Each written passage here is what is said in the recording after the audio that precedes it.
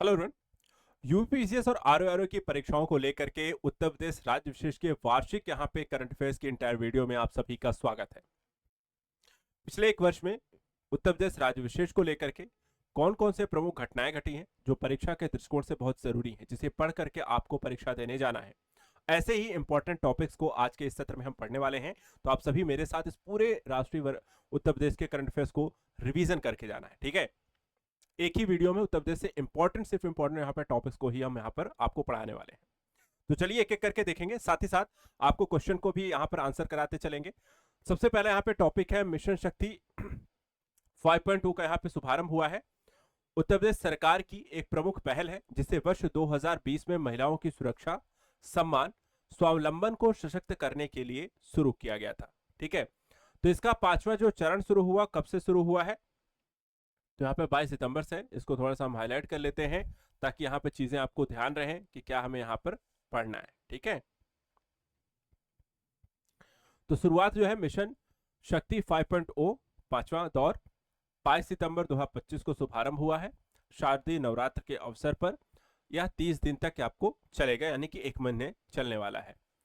इसमें ITSSO portal उपलब्धि यौन अपराधों की जांच और ट्रैकिंग प्रणाली पर 98.80% मामलों के निस्तारण दर के साथ उत्तर प्रदेश देश में पहले स्थान पर है, तो इसको हाईलाइट रखिएगा। पुलिस गश्त की बात करें तो पैदल गश्त और PRV 112 वाहनों की सक्रियता से महिलाओं की सुरक्षा सुनिश्चित हुई है। इसके अलावा महिला हेल्पलाइन 1090 जो है, हर कॉल का तत्काल समाधान सुनिश्चित किया जा रहा है। जागरूकता अभियान जो है स्कूलों और कॉलेजों महिला सुरक्षा, लैंगिक समानता, अधिकारों पर लघु फिल्में भी प्रदर्शित की जा रही हैं। कानूनी सहायता के अंतर्गत जेलों में बंद महिलाओं को कानूनी मदद उपलब्ध कराई जाएगी। महिला पुलिस की भागीदारी देखी जाए तो करीब 57,000 ग्राम पंचायतों और 14,000 शहरी वार्डों में महिला गश्ती अधिकारी तैनात होगी, जो 44,170 पहले से यहां पर तैनात है। त्योहारों पर देखा जाए तो विशेष प्रबंध किया जा रहा है। नवरात्र हो, अन्य पर्वों पर महिला पुलिस की तैनाती। नगर निगमों में पिंक बूथ और मिशन शक्ति केंद्रों पर प्रशिक्षण। एंटी रोमियो स्क्वाड यानी कि असामाजिक तत्वों और अपराधियों पर कठोर कार्रवाई के लिए सशक्त बनाया जा रहा है।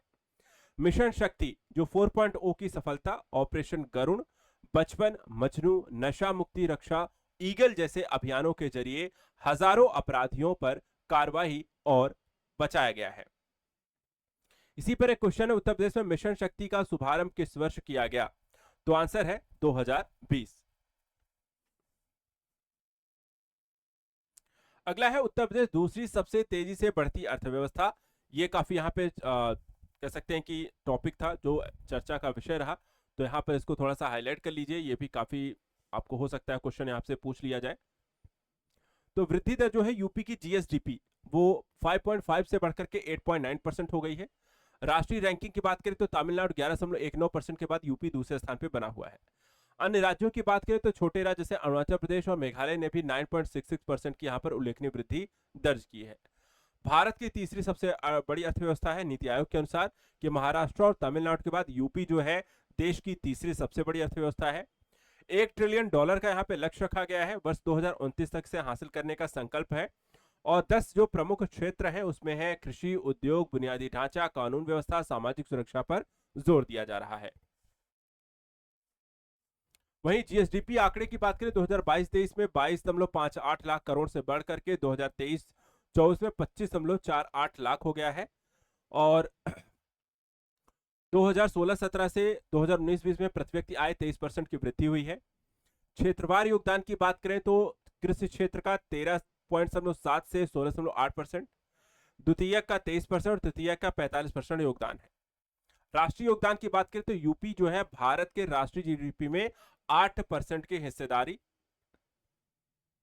इसी पर एक क्वेश्चन है कि हाल ही में किस राज्य ने 8.9% की GSDP वृद्धि दर कर भारत की दूसरी सबसे तेजी से बढ़ती अर्थव्यवस्था का स्थान हासिल किया है? तो आंसर हो जाएगा उत्तर प्रदेश।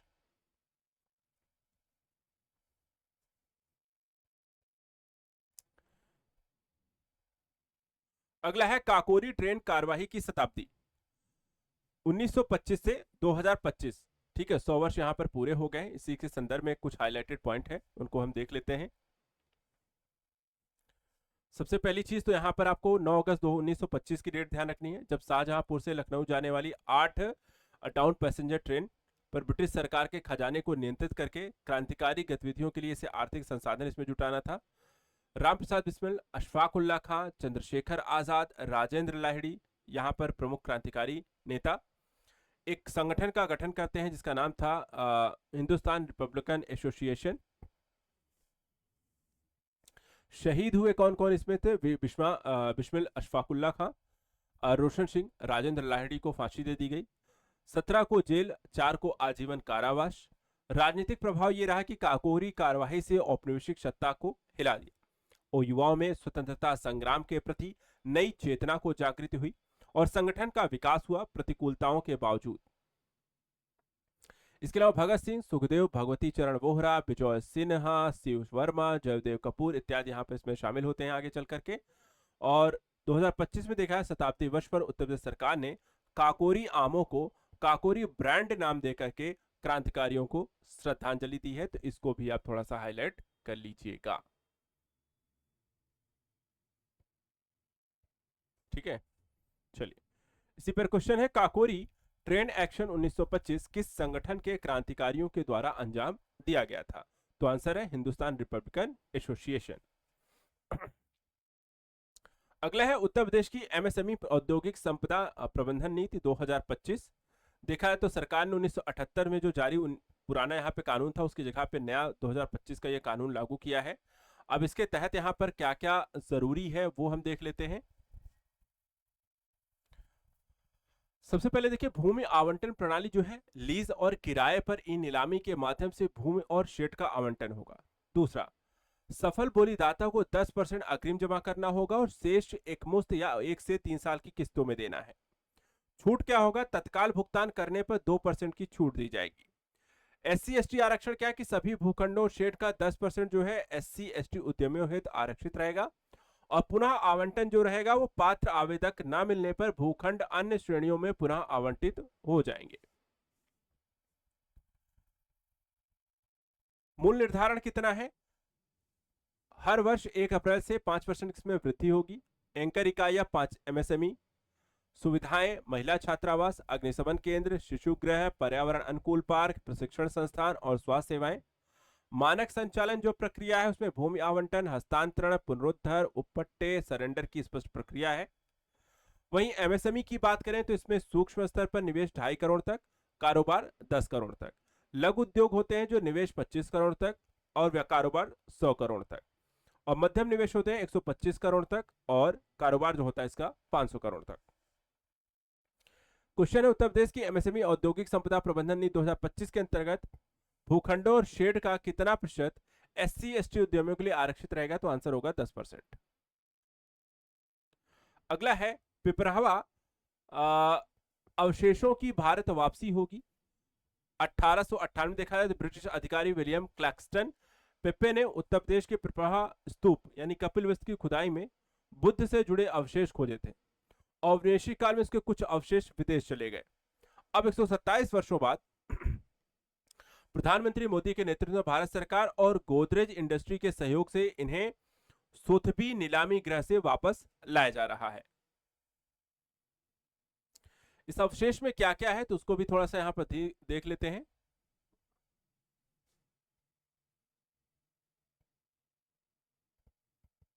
इसमें अस्थिखंड, सोपस्टोन पात्र, क्रिस्टल पात्र, रत्न और स्वर्ण आभूषण है।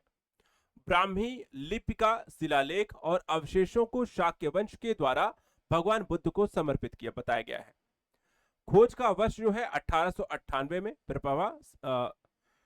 पिपरावा सिद्धार्थनगर उत्तर प्रदेश में। कानूनी स्थिति की बात करें तो इसे भारत ने से AA श्रेणी यानी कि सबसे उच्च संरक्षण स्तर के अंतर्गत रखा है। वर्तमान जो प्रदर्शनी स्थल है राष्ट्रीय संग्रहालय नई दिल्ली रहेगा और बुद्ध अवशेष और परंपरा महापरिनिर्वाण के बाद अवशेष 9 स्तूपों में वितरित हुए थे और इसका एक सांस्कृतिक, कूटनीतिक, बौद्ध संरक्षण के दृष्टिकोण से अपना एक महत्व है। क्वेश्चन है, हाल ही में चर्चा रहे पिपरावा अवशेष किससे संबंधित हैं? तो आंसर हो जाएगा भगवान बुद्ध। इसी तरह उत्तर प्रदेश में सेमीकंडक्टर यूनिट की स्थापना होगी। सेमिकॉन इंडिया कार्यक्रम 76,000 करोड़ के तहत देश में आत्मनिर्भर सेमीकंडक्टर उत्पादन के दृष्टिकोण से यूपी ने भी यहाँ पर देखा जाए तो एक कवायद शुरू की थी, और उसका फायदा यह हुआ कि HCL और फॉक्सकॉन के द्वारा संयुक्त रूप से एक सेमीकंडक्टर यूनिट जो है यूपी में लगाई जा रही है। उसके बारे में थोड़ा सा ध्यान देंगे। ये भारत की छठी सेमीकंडक्टर यूनिट है, यूपी की पहली और एकमात्र परियोजना जो है HCL भारत और फॉक्सकॉन ताइवान की कंपनी की साझेदारी से डेवलप होगी। स्थान जो होगा वो जेर एयरपोर्ट नोएडा के समीप येड़ा में। यह यूनिट जो है डिस्प्ले ड्राइवर चिप्स के निर्माण पर केंद्रित होगी। प्रतिमा देखा है तो 20,000 वेफर्स उत्पादन क्षमता का लक्ष्य रखा जाएगा। इस यूनिट से मोबाइल, लैपटॉप, पीसी और ऑटोमोबाइल के लिए चिप्स निर्मित होंगी। अनुमानित व्यावसायिक उत्पादन जो है वर्ष 2027 तक शुरू होगा, और यह उत्तर प्रदेश की पहली सेमीकंडक्टर यूनिट होगी।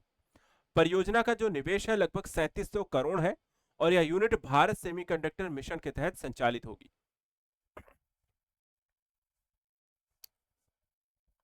उत्तर प्रदेश की पहली सेमीकंडक्टर यूनिट किस स्थान पर स्थापित है तो जेवर नोएडा में। इसी तरह यूपी एग्रीज और एआई प्रज्ञा पहल जो 9 मई 2025 को लखनऊ उत्तर प्रदेश में शुरू हुई, इसमें योगी आदित्यनाथ, विश्व बैंक के अध्यक्ष अजय बंगा यहाँ पर उद्घाटनकर्ता थे। उद्देश्य था कि पूर्वांचल बुंदेलखंड के 28 जिलों में कृषि क्रांति लाना, लगभग 10 लाख किसानों को इससे लाभान्वित करना और महिलाओं की 30% भागीदारी को सुनिश्चित करना। वित्तीय प्रावधान था कि 2,737 करोड़ रुपए इसके लिए दिए गए विश्व बैंक से ऋण के रूप में अगले 6 वर्षों के लिए। राज्य सरकार का 1166 करोड़ का योगदान। ऋण चुकाने की अवधि 35 वर्ष की है। ब्याज दर केवल 1.23% है। मुख्य प्रावधान किसान संगठनों, मछुआरों, कृषि आधारित MSME को सीधा लाभ, 10,000 महिला उत्पादक समूह को जोड़ना, 500 किसानों को विदेश भेजकर अत्याधुनिक प्रशिक्षण, तकनीकी प्रशिक्षण देना, और योजना का जो क्रियान्वयन है वो पूर्वी उत्तर प्रदेश के 21 जिले और बुंदेलखंड के 7 जिलों में होगा। इसी तरह यूपी में महिलाओं को संपत्ति रजिस्ट्री पर स्टांप ड्यूटी पर छूट बढ़ा दी गई है। यानी कि 22 जुलाई 2025 को उत्तर प्रदेश मंत्रिमंडल के द्वारा फैसला लिया गया है कि अब 1 करोड़ रुपए तक के मूल्य की संपत्ति यदि महिला के नाम पर खरीदी जाती है तो स्टांप ड्यूटी में 1% की छूट दी जाएगी। पहले केवल 10 लाख रुपए तक की संपत्ति पर ही छूट लागू थी, जिसमें अधिकतम 10,000 रुपए तक की छूट मिलती थी। अब नई व्यवस्था का लाभ यहां पर महिलाओं को मिलेगा। अगला देखा जाए तो स्वास्थ्य कमल उद्यान लखनऊ है। 9 सितंबर 2025 को विज्ञान एवं प्रौद्योगिकी राज्य मंत्री डॉक्टर जितेंद्र सिंह ने राष्ट्रीय वनस्पति अनुसंधान संस्थान लखनऊ में भारत के पहले स्वास्थ्य कमल उद्यान का उद्घाटन किया है। यह उद्यान जैव विविधता संरक्षण, पर्यटन, कृषि आधारित उद्योगों का संगम है। इसके बारे में ध्यान देंगे। स्थान कहां है? NBRI है, लखनऊ उत्तर प्रदेश। विज्ञान एवं प्रौद्योगिकी उद्घाटनकर्ता जो थे डॉक्टर जितेंद्र सिंह थे। क्षेत्रफल जो है 930 वर्ग मीटर में है। जैव विविधता जो है 60 प्रजातियों के कमल, 50 प्रजातियों के जलकुंभ होंगे। विशेष आकर्षण है विश्व का पहला 108 पंखुड़ी वाला कमल नमो 108। नमो 108 हल्के गुलाबी फूल होते हैं, 10 इंच का व्यास होता है, लगभग पूरे वर्ष यानी मार्च से दिसंबर तक खिलने वाले हैं। पोषण विशेषताएं ये हैं कि amino acid, polyphenols, flavonoids, fatty acids, खनिजों से भरपूर होते हैं। वैज्ञानिक उपलब्धि क्या है कि कमल की पहली प्रजाति जिसका जीनोम अनुक्रमण पूरा हुआ। संरक्षण विधियां क्या है? उन्नत अनुवांशिक तकनीकें, प्रकाश नियंत्रण, वैज्ञानिक उपचार। मुख्य उद्देश्य जैव विविधता संरक्षण, पर्यटन स्थल का विकास, पुष्पोत्पादन, कृषि आधारित उद्योग। क्वेश्चन है हाल ही में समाचारों में रहा नमो 108 किससे संबंधित है? तो आंसर होगा 108 पंखुड़ी वाला कमल। अगला है गौतम बुद्ध नगर उत्तर प्रदेश में इलेक्ट्रॉनिक मैन्युफैक्चरिंग क्लस्टर बनेगा। इसकी मंजूरी देखा है तो भारत सरकार के द्वारा दी गई है गौतम बुद्ध नगर में।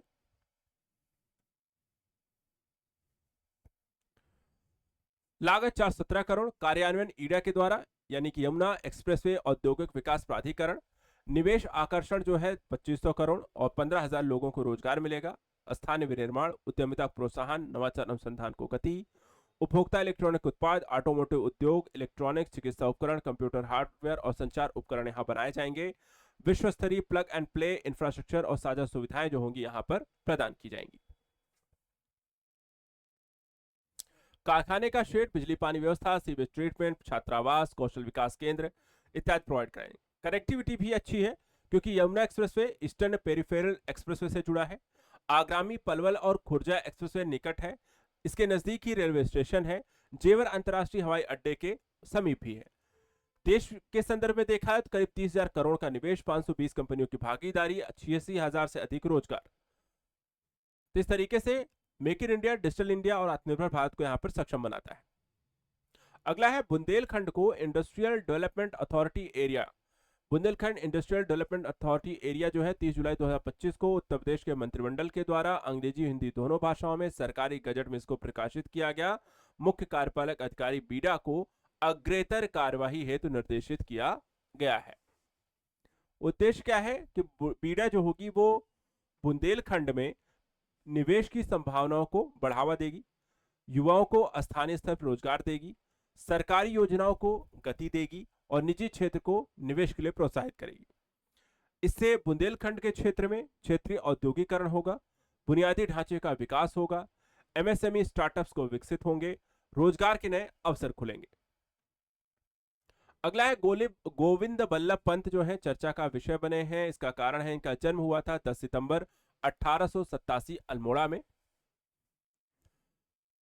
प्रेरणा गोपाल कृष्ण गोखले, मदन मोहन मालवीय से प्रभावित, नमक सत्याग्रह, सविनय अवज्ञा आंदोलन, भारत छोड़ो आंदोलन में सक्रिय रहे, भारतीय संविधान के निर्माण में योगदान भी दिया, प्रथम मुख्यमंत्री रहे उत्तर प्रदेश के, जमींदारी उन्मूलन का कानून लागू किया, औद्योगिकरण, शिक्षा सुधार, केंद्रीय गृह मंत्री रहे 1955 से 1961 के दौरान और हिंदी को राजभाषा बनाने में इनकी प्रमुख भूमिका रही, किसान हितैषी रहे, भूमि सुधार, किसानों के अधिकारों की रक्षा, राष्ट्रभाषा आंदोलन भी इनके द्वारा चलाया गया हिंदी को लेकर के।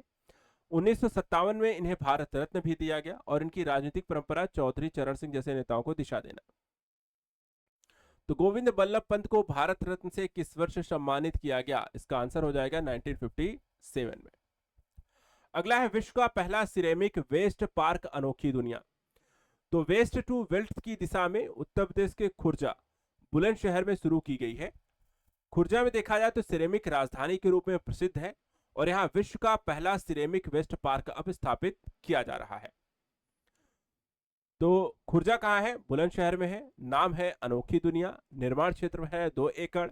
लागत जो होगी 5.86 करोड़।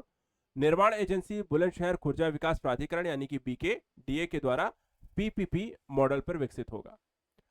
सामग्री 80 टन से अधिक सिरेमिक अपशिष्ट का उपयोग।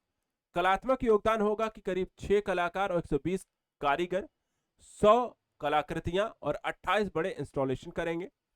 विशेषता होगी टूटे हुए घड़े, प्याले, केतलियां आदि को कलात्मक रूप देकर उनका पुनः उपयोग करना। और ODOP से जुड़ाव एक जिला एक उत्पाद के तहत खुर्जा सिरेमिक कला को वैश्विक पहचान देता है। क्वेश्चन है कि हाल ही में उद्घाटित विश्व का पहला सिरेमिक वेस्ट पार्क कहां है? तो खुर्जा, उत्तर प्रदेश में। अगला है घाटमपुर ताप विद्युत परियोजना इकाई 1 कानपुर उत्तर प्रदेश में। देखा जाए तो कोयला आधारित सुपर क्रिटिकल बिजली संयंत्र जो कि 1980 मेगावाट की परियोजना केंद्र सरकार के उपक्रम LNC इंडिया लिमिटेड और उत्तर प्रदेश सरकार के UPRVUNL के संयुक्त उद्यम के द्वारा विकसित है। इसके बारे में देखा जाए तो 30 मई 2025 को प्रधानमंत्री नरेंद्र मोदी के द्वारा इसकी पहली इकाई 660 मेगावाट राष्ट्र को समर्पित की गई। 2016 को में मंजूरी मिली थी। संचालन कौन करेगा? तो नई valley Uttar Pradesh power limited के द्वारा। इसमें NLC की इंडिया की 51% और UPRVUNL की हिस्सेदारी 49% है। उत्पादित बिजली में से 75% उत्तर प्रदेश और 25% असम को आवंटित होगी। परियोजना की जो कुल लागत है वो 21,780.94 करोड़ है। शेष 2 इकाइयां हैं 2026 तक प्रारंभ हो जाएंगी। पूर्ण संचालन पर संयंत्र प्रतिवर्ष लगभग 14,000 मिलियन यूनिट बिजली का उत्पादन करेगा और कोयले की आपूर्ति हेतु यहां पर झारखंड के साथ इसको लेकर के समझौता पचवारा साउथ कोल ब्लॉक को आवंटित किया गया। या परियोजना उत्तर प्रदेश की ऊर्जा जरूरतों को पूरा करेगा? तो क्वेश्चन है कि घाटमपुर तार विद्युत परियोजना किस राज्य में स्थित है? तो उत्तर प्रदेश। इसी तरह नोएडा में भारत की पहली टेम्पर्ड ग्लास विनिर्माण इकाई, ठीक है, तो ये आपको कहां बन रहा है? तो नोएडा उत्तर प्रदेश में। आत्मनिर्भर भारत के तहत इसको विकसित किया जाएगा। केंद्रीय इलेक्ट्रॉनिक्स एवं आईटी मंत्री अश्विनी वैष्णव के द्वारा इसका उद्घाटन। सहयोगी कंपनियां हैं ऑप्टिमस इलेक्ट्रॉनिक्स और कॉर्निंग इनकॉर्पोरेटेड। ब्रांड है इंजीनियर्ड बाय कमिंग के तहत उच्च गुणवत्ता का उत्पादन। मांग है भारत का घरेलू बाजार 500 मिलियन यूनिट, करीब 20,000 करोड़ मूल्य के से अधिक यहां पर आपको इसका प्रयोग है। मांग है, डिमांड है। वैश्विक बाजार की बात करें तो 60 बिलियन अमेरिकी डॉलर की है। पहले चरण में 70 करोड़ यानी कि उत्पादन क्षमता 25 मिलियन यूनिट प्रतिवर्ष और 600 प्लस प्रत्यक्ष रोजगार मिलेंगे। दूसरा चरण जो होगा 800 करोड़ का और उत्पादन क्षमता 200 मिलियन यूनिट प्रतिवर्ष रहेगी, 4500 इसमें रोजगार मिलेंगे। राष्ट्रीय योगदान के दृष्टिकोण से देखें तो भारत का इलेक्ट्रॉनिक्स उत्पादन 11.5 लाख करोड़ रुपए यानी कि 3 लाख करोड़ का निर्यात होगा। इससे महत्व क्या होगा कि मेक इन इंडिया, आत्मनिर्भर भारत और डिजिटल इंडिया को मजबूती और आयात पर निर्भरता जो होगी वो घटेगी। क्वेश्चन है भारत की पहली टेम्पर्ड ग्लास निर्माण इकाई किस शहर में है? तो नोएडा। निर्यात प्रोत्साहन नीति 2025 से 30, इसको उत्तर प्रदेश के मंत्रिमंडल के द्वारा मंजूरी दी गई है, जिससे राज्य को एक ऐसे निर्यात पारितंत्र के रूप में विकसित करना है जो ओडीओपी को वैश्विक पहचान दिलाए। इसके तहत 2030 तक राज्य के निर्यात को दोगुना करना है। ज्यादातर जो क्षेत्र हैं उसमें इलेक्ट्रॉनिक्स, हस्तशिल्प, वस्त्र, कृषि उत्पाद, औषधि, रसायन, चमड़ा, खेल उपकरण, कांच, ओडीओपी पर ज्यादा बल है। और स्टार्टअप, नए निर्यातक पर प्रोत्साहन, वित्तीय सहायता, डिजिटल मार्केटिंग और कैटलॉगिंग के लिए 1 लाख, वर्चुअल प्रदर्शनी जहां पर 25,000 रुपए की सहायता, उत्पाद प्रमाणन जो है 75% या 25 लाख तक का व्यय वहन किया रहेगी अंतर्राष्ट्रीय मान्यता है। प्रदर्शन आधारित प्रोत्साहन भी दिया जाएगा। निर्यात बीमा व कवर भी प्रोवाइड कराई जाएगी और निर्यात पारितंत्र के तौर पर लॉजिस्टिक, डिजिटल मार्केटिंग और वैश्विक संपर्क बढ़ाने पर ध्यान दिया जाएगा। क्वेश्चन है उत्तर प्रदेश की निर्यात प्रोत्साहन नीति 2025 से 30 का प्रमुख लक्ष्य क्या है? तो आंसर क्या है?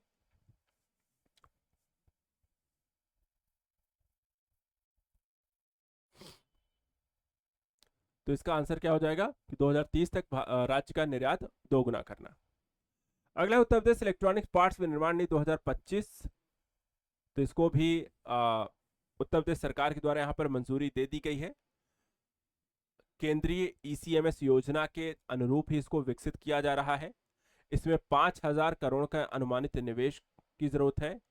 इससे रोजगार सृजन जो होगा लाखों में, और प्रमुख जो फोकस होंगे जैसे डिस्प्ले है, कैमरा मॉड्यूल है, मल्टीलेयर पीसीबी है सहित 11 प्रमुख पार्ट्स।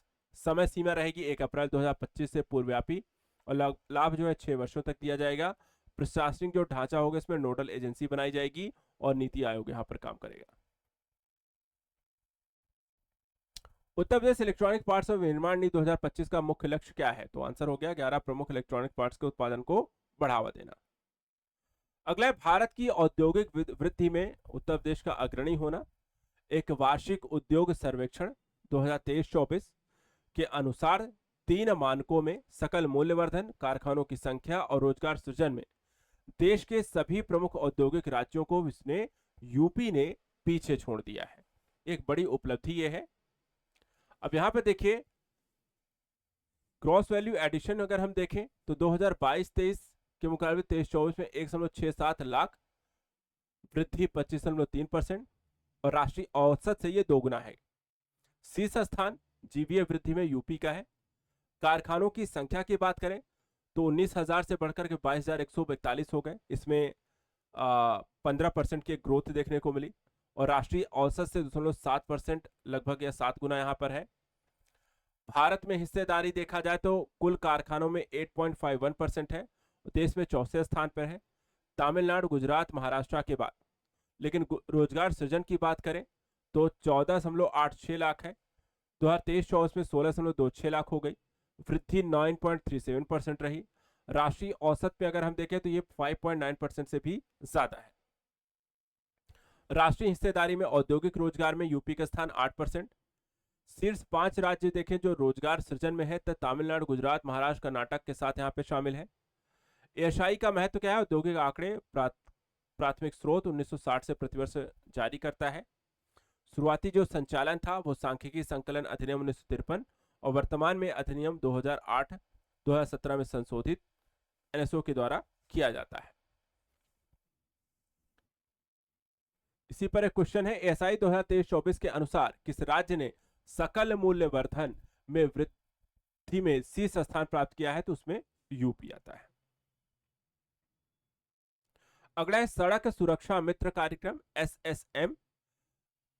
देखा जाए तो सड़क परिवहन राजमार्ग मंत्रालय ने युवा शक्ति को सड़क सुरक्षा मिशन से जोड़ने के लिए सड़क सुरक्षा मित्र कार्यक्रम शुरू किया है और उत्तर प्रदेश परिवहन विभाग ने इसे राज्य के 28 जिलों में लागू किया है।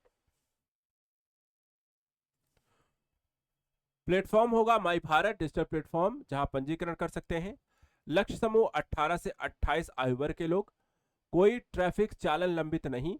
और पहला चरण देश के 100 जिले, उत्तर प्रदेश जिसके 28 जिले शामिल है। प्रशिक्षण क्या होगा? सामान्य स्वयंसेवक को 1 सप्ताह, प्राथमिक उपचार, सड़क सुरक्षा जागरूकता दी जाएगी। सिविल इंजीनियरिंग स्नातक यानी कि करीब 15 दिन का road safety audit, black spot पहचान, फील्ड सर्वे कराया जाना। कार्यान्वयन की बात करें तो जिला सड़क सुरक्षा समिति मॉनिटरिंग व मासिक समीक्षा करेगी। सम्मान जो उत्कृष्ट स्वयंसेवकों को प्रमाण पत्र दिया जाएगा, गुड सेमेटेरियन पुरस्कार दिए जाएंगे। उद्देश्य क्या होगा कि सड़क दुर्घटनाओं, मृत्यु दर और चोटों में कमी लाना।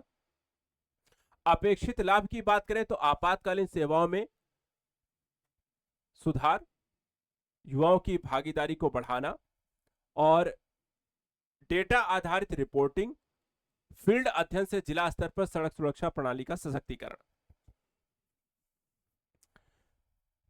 इसी पर क्वेश्चन है कि सड़क सुरक्षा मित्र कार्यक्रम किस प्लेटफॉर्म के माध्यम से युवाओं को जोड़ता है? तो आंसर है माई भारत। अगला है शुभांशु शुक्ला को लखनऊ में सम्मानित किया गया है। तो देखा जाए तो शुभांशु शुक्ला कौन है? तो लखनऊ के लोक भवन में इनको सम्मानित किया गया। उनके नाम पर अब अंतरिक्ष प्रौद्योगिकी अध्ययन हेतु छात्रवृत्ति की भी घोषणा की गई है। भारतीय डाक विभाग ने उनके मिशन पर डाक आवरण और डाक टिकट जारी किया। देखा जाए शुभांशु शुक्ला जो है वो अंतरिक्ष में भारत गए थे, वहां पर कुछ दिन रहे, कुछ प्रयोग भारत के लिए किए, गगनयान मिशन का हिस्सा भी हैं। शिक्षा से जुड़ा सीएमएस लखनऊ और AKTUC से Shubhanshu Shukla innovation express mobile program शुरू किया गया है।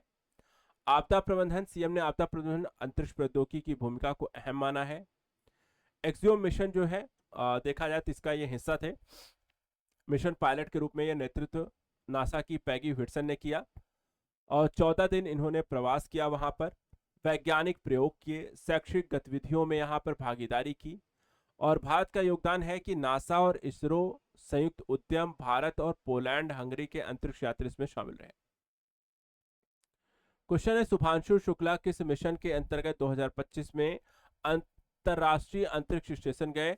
तो एक्सियोम मिशन 4। अगला है उत्तर प्रदेश फुटवियर, चमड़ा एवं गैर चमड़ा क्षेत्र विकास नीति 2025।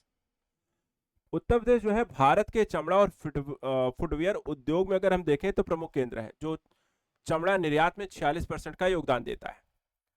ऐसी स्थिति में सरकार की जो नई नीति है वो चर्चा का विषय बनती है।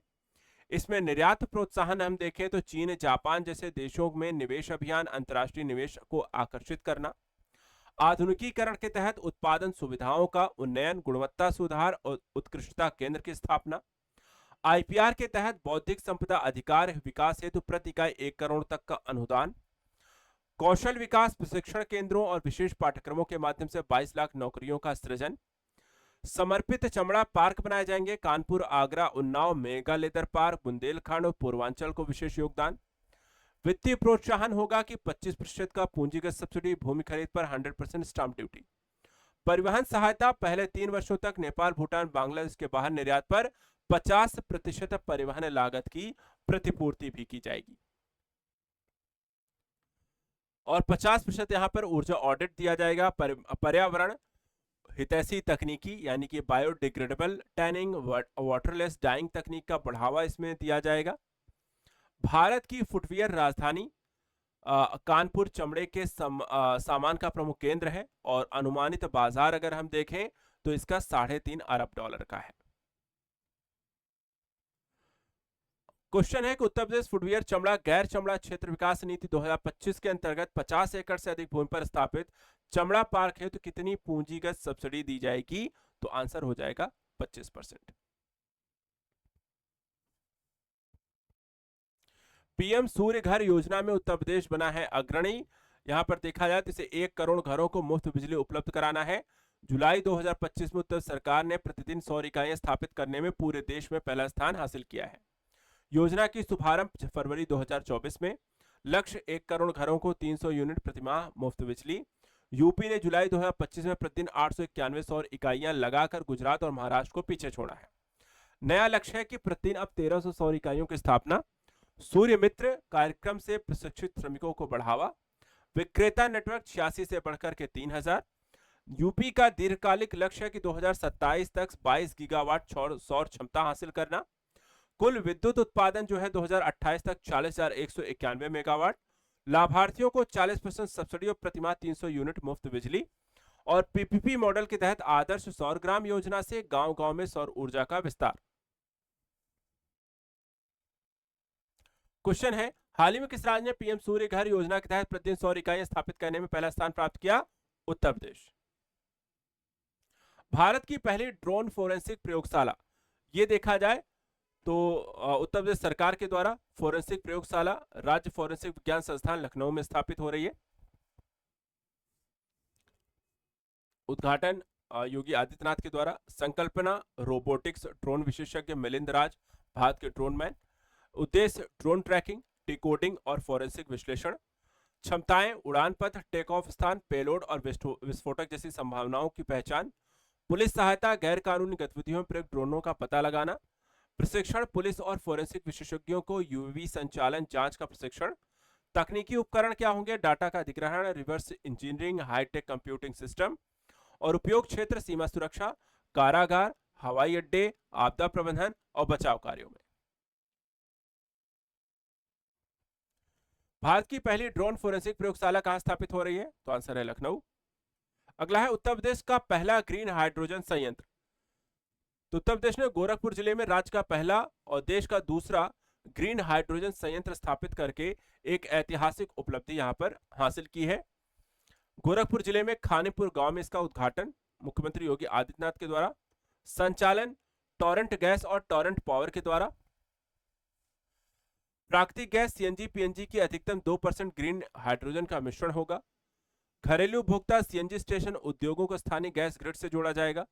शहरी गैस वितरण में ग्रीन हाइड्रोजन मिशन की अब तक की सबसे बड़ी परियोजना है। इससे उत्सर्जन में कटौती करने का लक्ष्य है। 500 टन कार्बन उत्सर्जन में प्रतिवर्ष कमी करना। नीति समर्थन क्या है कि यूपी ग्रीन हाइड्रोजन नीति के तहत 30 से 40% तक पूंजीगत सब्सिडी देगा यूपी सरकार। और 2028 तक 1 मिलियन टन ग्रीन हाइड्रोजन या अमोनिया उत्पादन की क्षमता रखी जाएगी।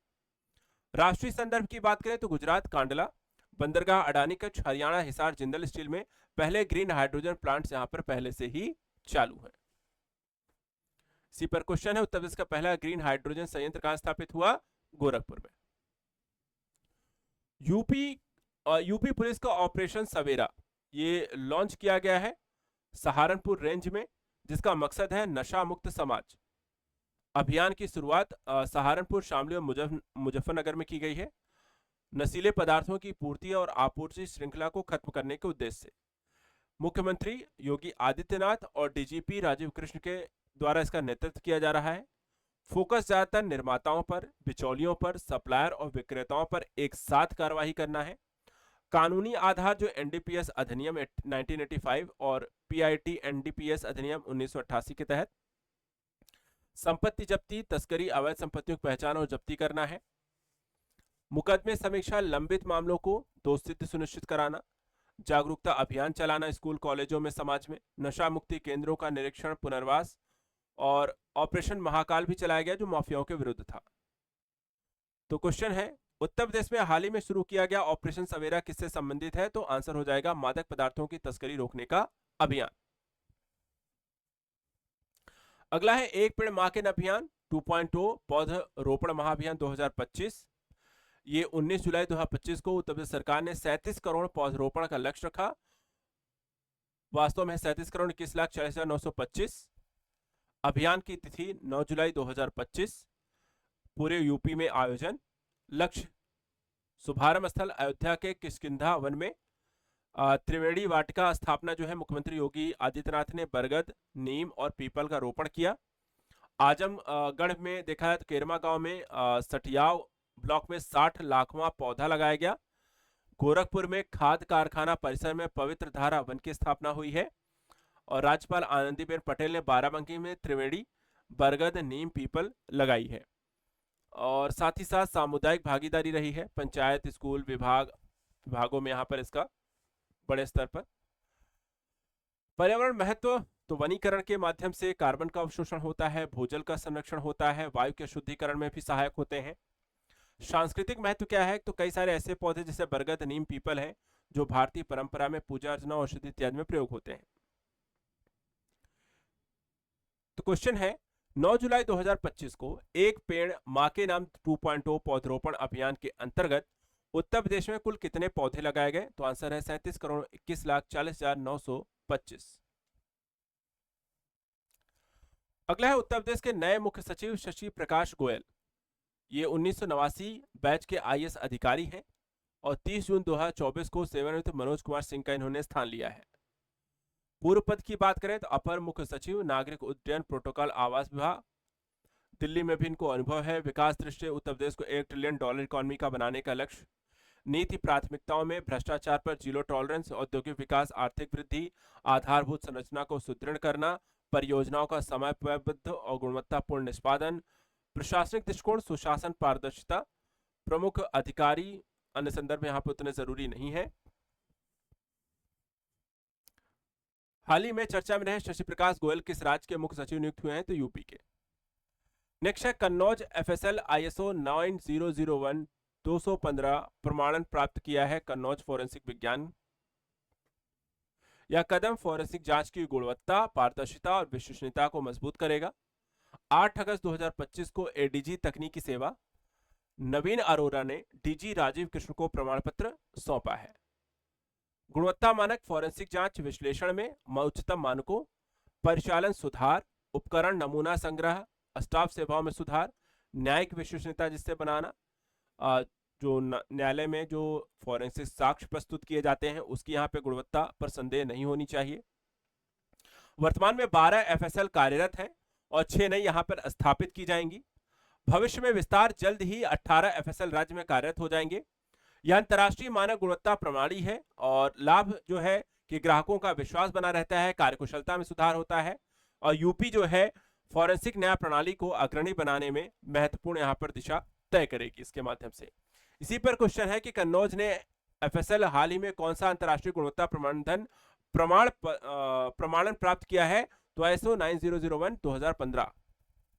अगला है दीनदयाल स्पर्श योजना। डाक विभाग ने 2025-26 के लिए योजना लॉन्च की है।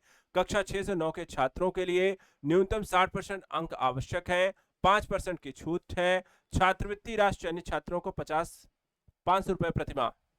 शर्तें क्या है कि फिलैटली क्लब सदस्यता, व्यक्तिगत फिलैटली जमा खाता, आवेदन जीपीओ स्थित फिलैटली ब्यूरो। ऑपरेशन महाकाल चलाया गया 5 अगस्त 2025 को कानपुर में पुलिस के द्वारा भूमाफियाओं के विरुद्ध, जबरन वसूलियों गिरोहों के विरुद्ध उनको खत्म करने के लिए। उद्देश्य था अवैध भूमि कब्जा, वसूली गतिविधियों की पहचान, कानूनी कार्यवाही। प्रथम जो चरण था 5 सितंबर तक, संदिग्धों की सूची। द्वितीय चरण 15 सितंबर के बाद कठोर कार्यवाही, संपत्ति व आरोप पर कब्जा करना।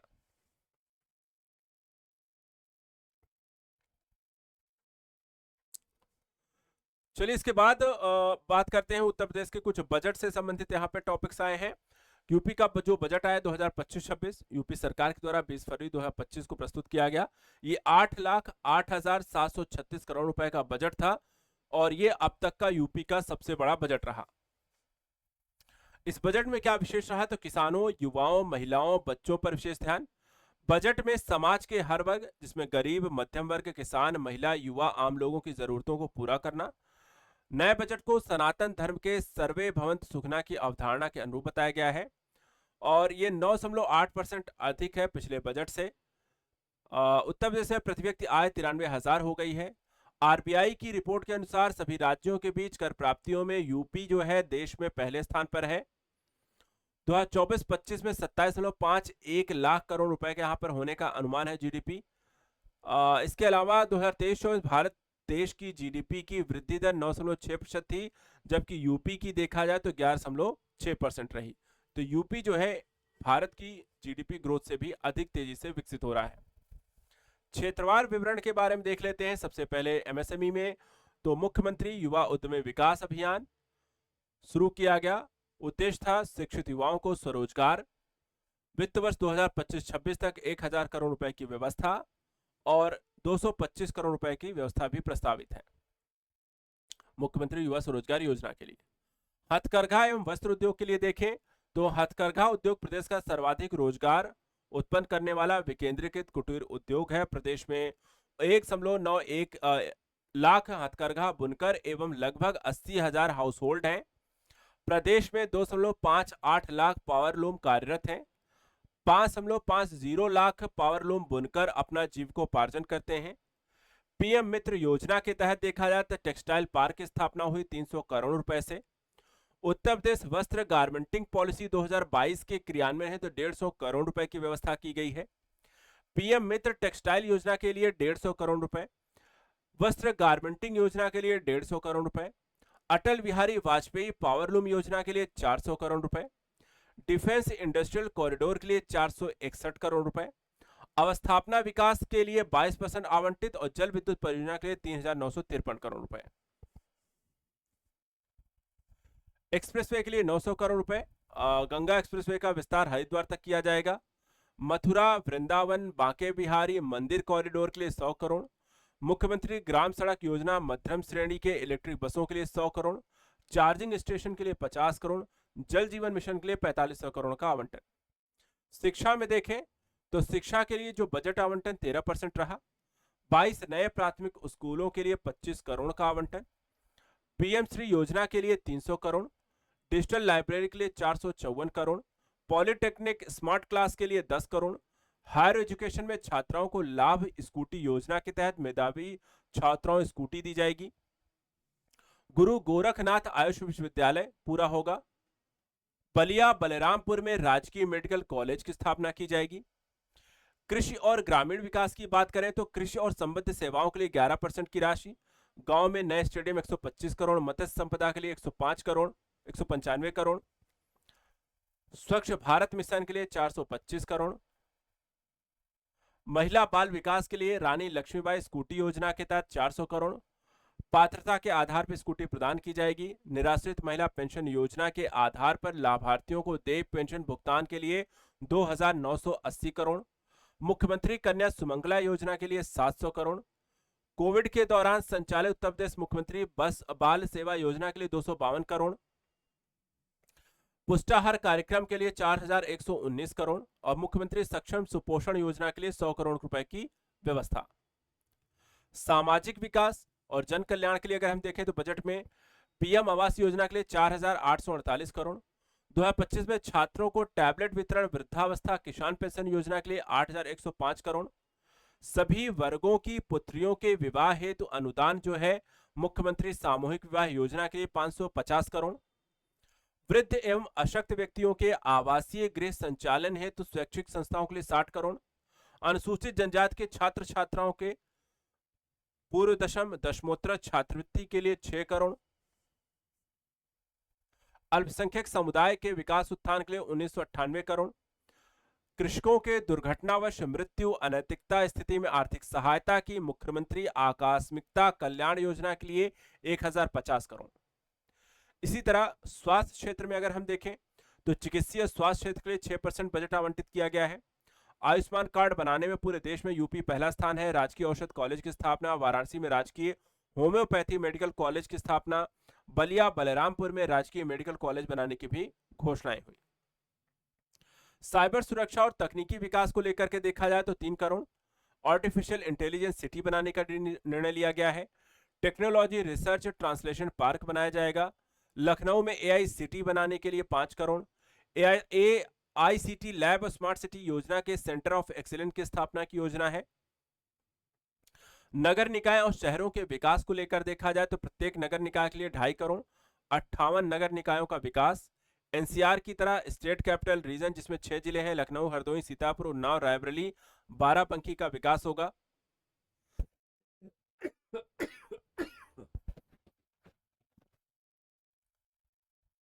इसके बाद पर्यावरण और सांस्कृतिक विकास के लिए मथुरा वृंदावन कॉरिडोर के लिए 100 करोड़। अयोध्या में पर्यटन विकास के लिए 150 करोड़। चित्रकूट मथुरा में पर्यटन विकास के लिए 125 करोड़। जन उपयोगी मंदिरों के जीर्णोद्धार के लिए 30 करोड़ रुपए। वन एवं पर्यावरण को लेकर देखें तो वर्तमान में प्रदेश में भौगोलिक क्षेत्र का 9.96% यहां पर वृक्षादन हो गया है। उत्तर प्रदेश वनावरण वृक्षादन में वृद्धि के मामले पूरे देश में दूसरे स्थान पर है। प्रदेश में वर्ष 2018 में बाघों की संख्या 173, वर्ष 2022 में 205 हो गई है। गोरखपुर में देश का पहला गिद्ध जनजाति केंद्र भी स्थापित किया गया है और गोरखपुर में उत्तर प्रदेश का वानिकी एवं औद्योगिक विश्वविद्यालय की भी स्थापना की गई है। तो यहां से हो गया यूपी का करंट अफेयर्स की समाप्ति। इसके बाद अदर स्टेट का भी यहाँ पर जैसे बिहार का है और अदर स्टेट के करंट अफेयर्स है तो उससे हमें लेना देना नहीं है। अभी यूपी का एग्जाम है तो यूपी का करंट अफेयर पढ़ के जाना है और उसी को अच्छे से रिवाइज कर लीजिएगा इसको और रिवीजन करके अच्छे से एग्जाम दीजिए। बाकी यहाँ पर एग्जाम के बाद मेंस की तैयारी कैसे करनी है उसको लेकर के भी लगातार हम बातें करेंगे।